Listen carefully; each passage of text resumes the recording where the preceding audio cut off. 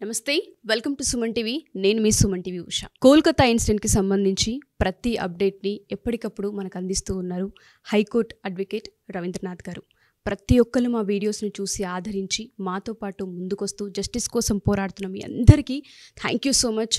And especially కనుక మేము చూసుకుంటే అటాప్సీ రిపోర్ట్ ఎప్పుడైతే మేము చేశామో ఒక ఆడపిల్ల 3 గంటల పాటు ఎటువంటి నరక యాతన అనుభవించి ఉంటుందో, ఇంటర్నల్గా ఎలాంటి డ్యామేజ్ అయి ఉంటుందో ఆ రిపోర్ట్ వచ్చిన తర్వాత ఒంటిపైన 14 చోట్ల మానవ మృగంలా గాయం చేసిన ఆ గాయాల గురించి కూడా ఆయన మాట్లాడడం జరిగింది.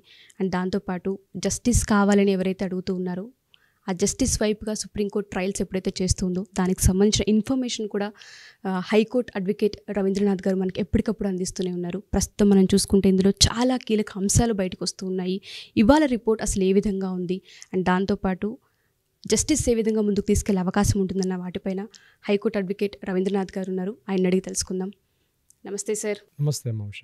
కోల్కతా ఇన్సిడెంట్ ఏదైతే ఉందో ఎన్నో ఎపిసోడ్స్ ఇన్ఫర్మేషన్ మీరు అందించడం జరిగింది. First of all thank you so much. ఇవాళ కనుక మనం చూస్తే ఏ విధంగా ట్రయల్స్ జరుగుతున్నాయి, పూర్తి ఇన్ఫర్మేషన్ ఏంటి, ఏ విధంగా జస్టిస్ జరిగే విధంగా ముందుకెళ్ళే అవకాశాలు ఉన్నాయంటారు? ఉష గారు, యాక్చువల్గా మనం అనుకున్నట్టుగా అటాప్సీ రిపోర్ట్ మనం అప్పటి నుంచి వీడియోస్ చేస్తున్నాం. దీనికి సంబంధించి జస్టిస్ అభయ పేరు మీదుగా జాతి యావత్ ఆ సేతు హిమాచలం కూడా ముక్త కంఠంతో ఆ అమ్మాయికి న్యాయం జరగాలి, నిందితుల్ని ఉరితీయాలి అని ముక్త కంఠంతో ఆ సేతు హిమాచలం ప్రతి ఒక్కరు జాతి మత కుల లింగ వివక్ష లేకుండా ప్రతి ఒక్కరూ ముక్త కంఠంతో ఈరోజు కోరుకుంటున్నారు. ఈ జస్టిస్ కూడా డిలే కాకుండా ఎంత తొందరగా వీలైతే, ఎందుకంటే లేట్ అవుతున్న కొద్దీ సాక్ష్యాలను తారుమారు చేసే అవకాశం ఉంటుంది. రాజకీయ నాయకులు కావచ్చు, రకరకాల అదృశ్య హస్తాలు దీని మీద ఇన్ఫ్లుయెన్స్ చేసి జరగాల్సిన న్యాయం జరగకుండా లేట్ అయ్యే అవకాశం ఉందని ప్రతి ఒక్కరు తొందరగా కోరుకుంటున్నారు. ఇమ్మీడియట్గా ఈ విషయంలో మనం సుప్రీంకోర్టుని మనం అప్రిషియేట్ చేయాలి.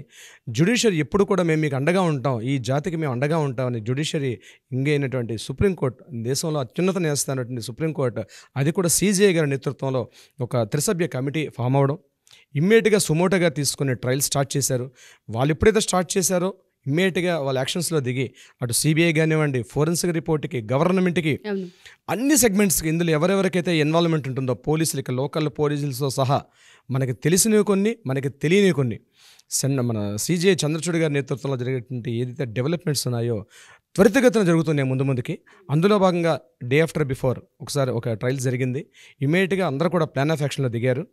దానికి సంబంధించి ఈరోజు 22వ తారీఖు ఈరోజు కూడా ట్రయల్స్లో అవన్నీ కూడా సబ్మిట్ చేయమని చెప్పించారు. అంటే దీన్ని 2 రకాలుగా, ఒకటి సిబిఐకి, at the same time SIT special investigation టీమ్కి గైడ్లైన్స్ ఇచ్చారు. At the same time state గవర్నమెంట్కి కూడా, మమతా బెనర్జీ గారు స్టేట్ గవర్నమెంట్కి కూడా అందరికీ గైడ్లైన్స్ ఇచ్చారు. ఈరోజు ఇంటర్మ్ రిపోర్ట్స్, టోటల్ రిపోర్ట్స్ కాకపోయినా ఒక ఇంటర్మ్ రిపోర్ట్స్ అంటారు, అంటే మధ్యంతరంగా ఏం జరుగుతుంది, అట్లీస్ట్ బేసిక్ ఇన్ఫర్మేషన్ ఇవ్వండి, దాన్ని బేస్ చేసుకొని ట్రయల్స్ ఇస్తాం. జనరల్గా ఏం చేస్తారంటే డిస్కషన్ జరుగుతాయి, రిపోర్ట్స్ వచ్చేసరికి టైం పడుతుంది. ఓకే, మంత్స్ టుగెదర్, ఒక 1 వీక్ 10 days అని కాకుండా జస్ట్ ఓన్లీ 1 day టైం ఇచ్చి ఇమ్మీడియట్గా ఇంటర్ రిపోర్ట్స్కి వీళ్ళని ముందుకు తీసుకెళ్ళడం ఉంది. రిపోర్ట్స్ ధర్మాసనానికి అందరం కూడా, దేశం యావత్తు కూడా అప్రిషియేట్ చేసినటువంటి అవసరం అయితే ఉందండి ఉష గారు. సో మీరు అన్నట్టుగానే నిన్న కూడా నేను ఒక విశ్లేషణ చూశాను సార్ మీది, అందులో అదృశ్య హస్తం కూడా ఉంది అన్న వర్డ్ని ఒకటి మీరు యూస్ చేశారు. దానికి సంబంధించిన విచారణ ఎక్కడి వరకు వచ్చింది, దానికి సంబంధించిన అప్డేట్ ఏమైనా ఉందా అండి? మమతా బెనర్జీ గారి యొక్క మేనలుడు రివీల్ చేస్తున్నాను సాహసం చేసి, అభిషేక్ ముఖర్జీ, అతను ఇన్వాల్వ్మెంట్ ఉండొచ్చు. ఎందుకంటే వాట్సాప్ చాట్ చూస్తారు సందీప్ ఘోష్కి అలాగే అభిషేక్ ముఖర్జీకి మధ్య. ఇతను తృణమూల కాంగ్రెస్లో ఒక కీలకమైన నేత. ఇతను తృణమూల కాంగ్రెస్ పార్టీ నేత కూడా మమతా బేగం అంటారు, మమతా బెనర్జీ అంటారు. సో బెనర్జీయా బేగం అనే తర్వాత విషయం.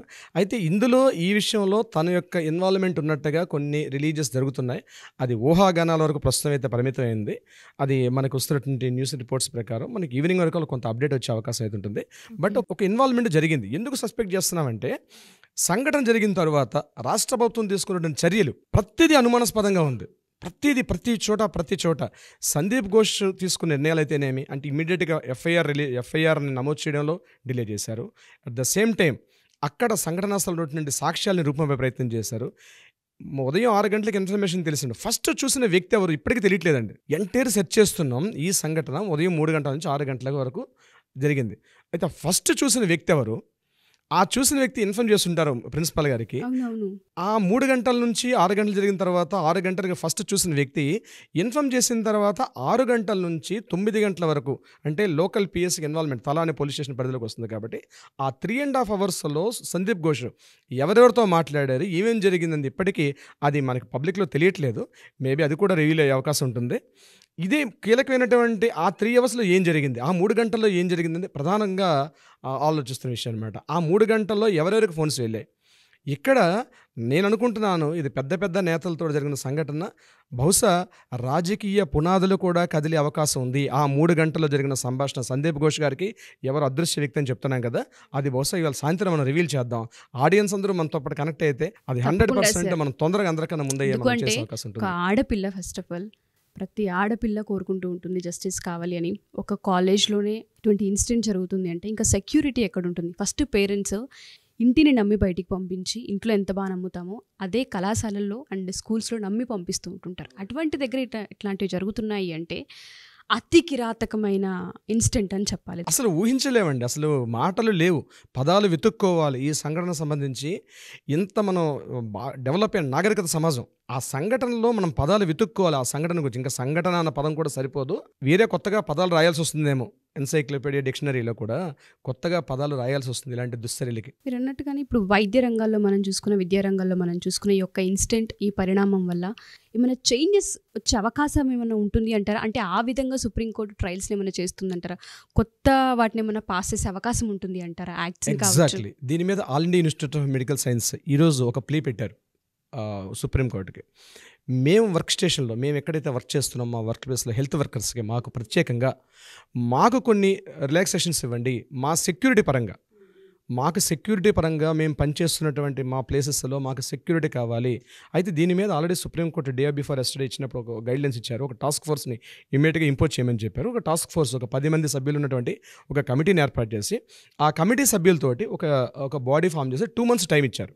2 monthsలోగా మీరు ఈ హెల్త్ వర్కర్స్కి అలాగే డాక్టర్స్కి, ఎందుకంటే రాత్రి మిడ్నైట్ డే అండ్ నైట్ తెలియకుండా వర్క్ చేస్తారు కాబట్టి ఎస్పెషల్లీ అక్కడ పనిచేస్తున్న స్త్రీలకి ఒక గైడ్లైన్స్ ఇవ్వాలి. ఒక స్పెషల్ టాస్క్ ఫోర్స్ ఏర్పాటు చేశారు.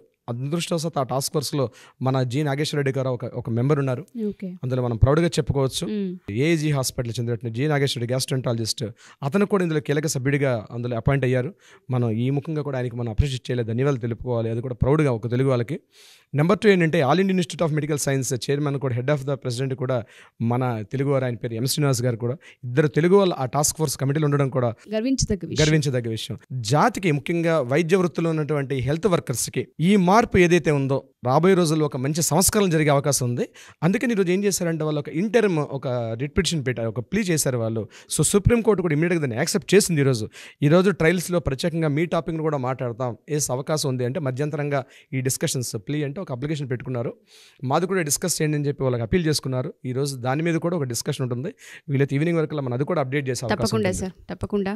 ఫస్ట్ ఆఫ్ ఆల్ మీకు థ్యాంక్ యూ సో మచ్. ఎందుకు అంటే హైకోర్టులో నాకు తెలుసు బిజీ ఉంటూ ఉంటారు, మీకు సంబంధించిన వర్క్స్ కూడా ఉంటుంటాయి. బట్ ఈ కేసుకి సంబంధించి కోల్కతా ఇన్సిడెంట్ ఒక ఆడపిల్ల తండ్రిగా ఏ విధంగా అయితే ఆలోచిస్తూ ఉంటారో ఆ ప్లేస్ని మీరు తీసుకొని అమ్మాయికి జస్టిస్ జరిగే వరకు ప్రతి అప్డేట్ని ప్రేక్షకులకి అందించి జస్టిస్ వాళ్ళ సైడ్ నుంచి కూడా రావాలి, వాళ్ళు కూడా అడగాలి ప్రభుత్వాలని. దాంతోపాటు పాలనలో ఉన్న ఏవైతే యాక్ట్స్ ఉంటాయి వాటిని మన వైపు అనుకూలంగా మార్చుకునే విధంగా, నోరు తెరిచి అడిగే విధంగా ఇవాళ మీరు చేశారు. Thank you so much.